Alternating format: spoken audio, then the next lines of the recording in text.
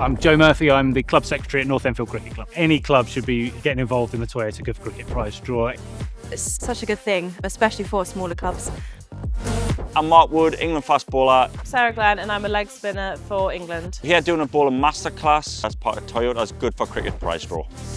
Can you just feel the rope with the edge of these two fingers? I got a phone call out of the blue from someone at the ECB saying one of your members has won something in the Toyota Prize draw, and it turned out to be the 85-year-old mother of one of our members. We never thought we'd actually win a prize, so to be here is really, really great. I actually started to learn some spin bowling, which I've never done before. Want to give it another go? Yeah, I'll give it Come on. As long as you're having fun with it, I love the spin you get, and then accuracy will come later. It's a really good way to raise some funds for your club. We have a really thriving junior section at North Enfield, and we put some of the money towards upgrading some of the kit they use in their sessions. It was very simple to sign up. It was just through a link. We just shared it throughout our group chats, purchased however many tickets you wanted. And bowl. Lovely. It's been a fantastic day. We've all learned a huge amount, had a great time. Yes! I don't care how old you are, that's a high five.